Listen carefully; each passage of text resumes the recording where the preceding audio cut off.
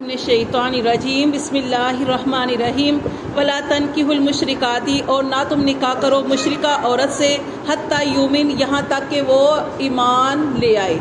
यानी कि उस वक़्त तक मुशरिका औरत से निकाह नहीं करना यहाँ तक कि वो ईमान ना ले आए। अगर वो ईमान नहीं लाती तो उससे निकाह नहीं करना चाहिए।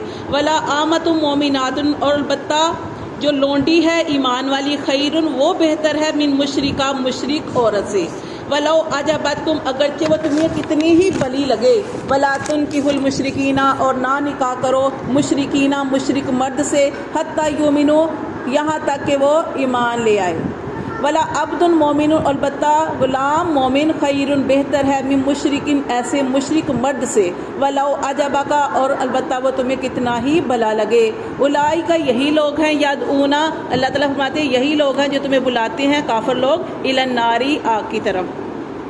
वल्लाहु, और अल्लाह यदऊ वो तुम्हें बुलाता है, इलल जन्नती जन्नत की तरफ, वल मगफिराती, और बख्शिश की तरफ, भी इज़्निही अपने इज़्न से, व युबय्यिनु, और खूब ज़ाहिर करता है आयातिही अपनी आयात को, लिन्नासी लोगों के लिए, लअल्लहुम यतज़क्करून शायद कि वो गौर व फिक्र करें।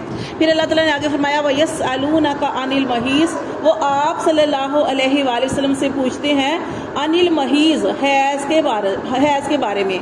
कुल, आप सल्लल्लाहु अलैहि वसल्लम इनसे कह दीजिए, हुआ अज़न, वो गंदगी है, फ़ातज़िलुन निसा, तो तुम अलहदा रहो औरतों से, फिल महीज़ी, हैज़ के दिनों में, वला तक़रबूहुन्ना, और उनके करीब ना जाओ, हत्ता यतहुरना, यहाँ तक कि वो औरतें पाक हो जाएं। फ़इज़ा ततख़रना, फिर जब वो औरतें पाक हो जाएं, फ़ातूहुन्ना, तो उनके पास आओ, मिन हैसु, जहाँ से अमरकुमुल्लाह, अल्लाह ने तुम्हें हुक्म दिया, इन्नल्लाह, बेशक अल्लाह, युहिब्बुत तव्वाबीना, अल्लाह पसंद करता है तौबा करने वालों को, व युहिब्बुल मुततख़्खिरीन, और अल्लाह पसंद करता है पाक साफ रहने वालों को। तो ये जो है सवाल किया गया आप सल्लल्लाहु अलैहि वसल्लम से कि वयसअलूनका अनिल महीज़, वो आपसे हैज़ के बारे में सवाल करते हैं कि हैज़ क्या है। हैज़ क्या है? नपाकी है, ठीक है। हैज़ क्या है? नपाकी है, यानी कि माहवारी जो जैसे आती है। तो अल्लाह ताला ने फरमाया कि इन दिनों में आप इनसे कह दीजिए गंदगी है, इन दिनों में अपनी औरतों से अलहदा रहो। यानी माहवारी में जो खून आता है उसको हैज़ कहते हैं। इन दिनों में औरतों से मुबाशरत जो है वो नहीं करनी, ठीक है। इसमें नमाज जो होती है वो नहीं पढ़नी, रोज़े नहीं रख सकते आप। हाँ, रोज़े जो है फिर उनकी वो जो क़ज़ा है वो तो आपको करनी पड़ेगी। और मर्द के लिए कि वो अपनी औरत के करीब ना जाए, हम बिस्तरी ना करे। बाकी ये नहीं कि उसके पास उठना नहीं, बैठना नहीं, खाना खा सकते हैं। यहूदियों में पहले क्या होता था, वो औरत को इस कदर नजस नापाक समझते थे कि वो औरतों के पास बैठना, खाना पीना पसंद नहीं करते थे। इसी तरह आपने देखा होगा, पता नहीं अब है कि नहीं, पहले औरतें पूछती थी कि जैसे हम ख़त्म का खाना बना रहे हैं तो ये नापाक है तो हम खाना ना बनाएं, या ख़त्म में ना बैठे, तो ऐसा कुछ नहीं है। औरत पाक होती है, मतलब ज़ुबान उसकी पाक होती है, वो ज़िक्र इज़कार भी कर सकती है इस हालत में, तस्बीहात पढ़ सकती है। और ये यहूदी क्या करते थे, वो इस कदर नापाक समझते थे औरतों को कि उनके साथ बैठना उठना हर चीज़ जो थे वो उसको नापसंद करते थे। और ईसाई जो थे इसके बरक्स थे, ईसाई इस हालत में भी औरतों के पास आते थे। तो ये फिर जब नबी सल्लल्लाहु अलैहि वसल्लम से सवाल पूछा गया तो फिर ये आयत जो थी वो नाजिल हुई कि ये जो है हैज़ जो है वो गंदगी है, इन दिनों में अपनी औरतों से अलहदा रहो, ठीक है, यहाँ तक कि वो पाक हो जाएं। जब गुस्ल कर लें तो फिर तुम उनके पास जा सकते हो। लेकिन अल्लाह ताला ने फरमाया कि हद से नहीं बढ़ना। फिर अल्लाह ताला ने फरमाया निसाउकुम, तुम्हारी औरतें, हर्सुल लकुम, तुम्हारे लिए तुम्हारी खेती हैं, तुम्हारी औरतें तुम्हारे लिए खेती हैं। फातू हर सकूँ, तो अपनी खेती में आओ, अन्नाशी तुम, यहाँ जहाँ से तुम चाहो। तो अब ये देखो यहाँ पे बताया गया कि तुम्हारी औरतें तुम्हारे लिए क्या हैं? खेती हैं। अब देखिए किसान जो होता है वो किसान कैसे अपनी फसल का ख्याल रखता है, जब वो खेती लगाता है कैसे अपनी, तो खेत का ख्याल रखता है, उसको तैयार करता है, उसको मोहब्बत से तैयार करता है, उसका सरसब्ज होना उसको अच्छा लगता है। तो यहाँ पे ये बताया गया कि औरत की अहमियत बताई गई है कि औरत क्या है, ये नस्लों को तैयार करती है, ये नस्लों को तैयार करती है। तो ऐसे ही वो अपना घर छोड़ के आती है तो खामन को उसका ख्याल रखना चाहिए, क्योंकि नबी सल्लल्लाहु अलैहि वसल्लम ने इरशाद फरमाया कि तुम में से बेहतरीन वो है जो अपनी बीवी के साथ बेहतर हो, ठीक है ना। वालदा को तो बहरहाल और ही मुकाम है ना उसका, तो यहाँ पे बीवी की बात होती है। जैसे आपने देखो कई मर्द जो हैं और साहब से तो अच्छे तरीके से बात करते थे, लेकिन जब अपनी बीवी की बात आती है तो बदतमीज़ी के साथ भी बात करते हैं, गाली भी दे देते हैं। तो नबी सल्लल्लाहु अलैहि वसल्लम ने फरमाया कि औरतों के साथ भी جو ہے ادب کے ساتھ یعنی کہ ان کے ساتھ ان کا خیال رکھو اور اچھے طریقے سے بات کرو. پھر نبی صلی اللہ علیہ وسلم نے نا کہ بہترین صدقہ کیا, جیسے ہم پہلے پڑھے تھے, کیا صدقہ بہترین؟ اپنے گھر والوں پر, اپنے بیوی بچوں پر خرچ کرنا آپ نے فرمایا سب سے بہترین صدقہ ہے.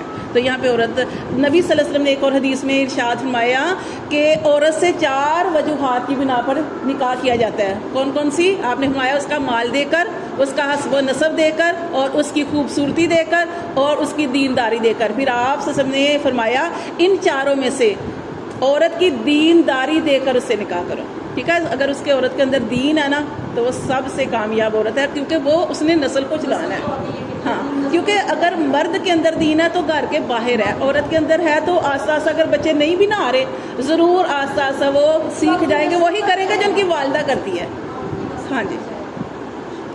تو یہاں پہ یہ بتایا گیا کہ کھیتی سے مراد یہ کہ جیسے ایک کسان جو اپنی کھیتی کا, ایسے ہی اس کو اپنی بیوی کا خیال رکھنا چاہیے اپنے. پھر وہ آگے بتایا گیا کہ اپنی کھیتی میں آؤ, یعنی نسلوں کا بتایا گیا کہ اپنی, اور جیسے نبی صلی اللہ علیہ وسلم نے ارشاد فرمایا نا کہ تمہیں سے بہترین عورت وہ ہے جو زیادہ بچے پیدا کرنے والی ہو.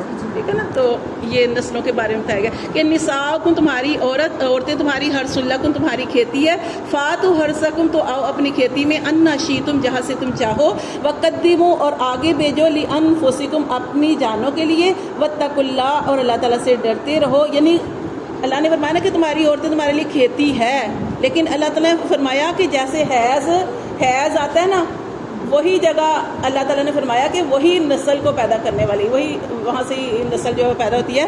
اس کے علاوہ کوئی اور رستہ اختیار کرنا وہ گناہ ہے. جیسے جیسے قوم لوط کرتے تھے نا, قوم لوط کرتے تو وہ اسی سے مرا گیا. اللہ تعالیٰ فرمایا اللہ تعالیٰ سے ڈرتے رہو, وعلموا اور خوب جان لو, اگر تم نے کوئی اور رستہ اختیار کیا, ٹھیک ہے, حد سے بڑے, اس حدود کو توڑا, تو تم جان لو انکم ملاقوت, تو کہ تمہیں اس اللہ سے ملنا ہے. وبشر المومنین اور اللہ تعالیٰ فرماتے ہیں خوشخبری سنا دو ایمان والوں کو. ٹھیک ہے, آگے وہ ایک اور آیت ہے جس میں اللہ تعالیٰ نے فرمایا ولا تجعلوا اور نہ تم بناؤ, ولا تجعلوا اللہ اور نہ تم بناؤ اللہ کو عرضۃ نشانہ, لی ایمانکم اپنی قسموں کا, ان تبروا کہ تم حسن سلوک نہیں کرو گے, وتتقوا اور ڈرتے رہو, وتصلحوا اور اصلاح کرتے رہو, بین الناس لوگوں کے درمیان, واللہ اور اللہ سمیع علیم اللہ سننے والا جاننے والا ہے. تو یہ دیکھیں اللہ تعالیٰ نے فرمایا کہ ایسے ہی جیسے کسی کی عادت ہوتی ہے بات بات پر قسم کھانا, ہر بات میں قسم کھانا, اللہ کی قسم میں ایسے کروں گا, اللہ کی قسم ایسے کروں گا.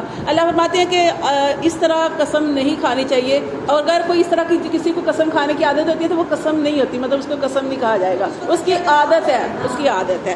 تو اللہ فرماتے ہیں کہ اپنی قسموں, ہاں لیکن یہاں اللہ نے فرمایا کہ اپنی قسموں کو نشانہ نہ بناؤ.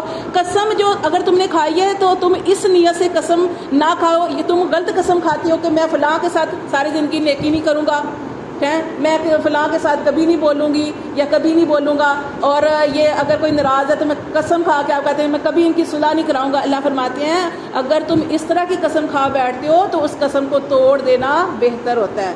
ٹھیک ہے, اس قسم کا کفارہ, قسم کا کفارہ کیا ہے, 7ویں پارے میں ہے سورۃ مائدہ کے اندر. یہ اللہ تعالیٰ نے کیا ارشاد فرمایا کہ اگر تم ایسی کوئی قسم کھا بیٹھتے ہو کہ تم کہتے ہو کہ میں ساری زندگی فلاں کے ساتھ نیکی نہیں کروں گی, ساری زندگی فلاں کے ساتھ نہیں بولوں گی, یا ساری زندگی اگر آپ کی صلح کسی کی کروا سکتے ہیں تو آپ سوچ رہے میں آپ قسم کھا لیتے میں تو کبھی ان کی صلح نہیں کراؤں گی. تو اللہ فرماتے ہیں اگر تم نے کوئی ایسی قسم کھا لی تو اس کا کفارہ دو. اور سورۃ مائدہ آیت نمبر 89 میں اللہ تعالیٰ نے ارشاد فرمایا ایک قسم کا کفارہ کیا ہے, محتاجوں کو کھانا کھلانا, اور یا پھر کھانا کھلانا, کون سا کھانا, درمیانے جو آپ کھاتے ہو, اچھا کھاتے ہو اچھا کھلاؤ. پھر دوسری چیز, قسم آپ نے کھا لیا تو کھانا نہیں کھلا سکتے تو آپ کو کپڑا پہنا دیں, اگر وہ بھی نہیں آپ کر سکتے تو پھر سب سے پہلی چیز جو تھی وہ تیسرے نمبر پہ غلام لوڈی کو آزاد کرنا, اب وہ نہیں ہے پہلے. اب آپ تینوں چیزیں نہیں کر سکتے تو پھر آپ نے کیا کرنا ہے, پھر روزے رکھنے ہیں. کتنے روزے پڑے, 3 روزے رکھنے ہیں مسلسل لگاتار روزے رکھنے. ٹھیک ہے, اگر آپ وہ 3 چیزیں پہلی نہیں نہ کر سکتے, لونڈی آزاد نہیں کر سکتے, غلام آزاد نہیں کر سکتے, تو پھر محتاجوں کو کھانا کھلائیں گے, درمیانے درجے کا وہ نہیں کر سکتے تو پھر آپ کپڑا پہنا دیں اس کو اس مقدار میں, تو پھر وہ بھی نہیں کر سکتے تو پھر آپ 3 روزے رکھیں گے لگاتار. ٹھیک ہے, یہ اللہ تعالیٰ نے ہر روزے آخر میں ہاں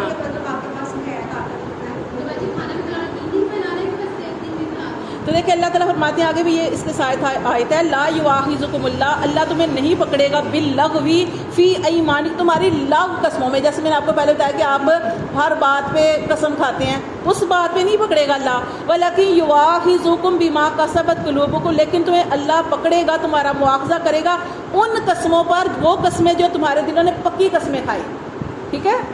یعنی ایک ہوتا ہے نا جیسے میں نے آپ کو بتایا کہ بات پہ قسم کھانا، وہ اللہ کی قسم ہے، اس پہ نہیں پکڑے گا اللہ، اس پہ مواخذہ نہیں کرے گا، کیونکہ یہ اس کی عادت ہے، وہ بھی نہیں کرنی چاہیے، وہ بھی قسم نہیں کھانی چاہیے، لیکن اللہ تعالیٰ آپ کا مواخذہ کرے گا وہ قسموں پر جو آپ نے پختہ کھائیں، واللہ غفور حلیم، اور اللہ بڑا بخشنے والا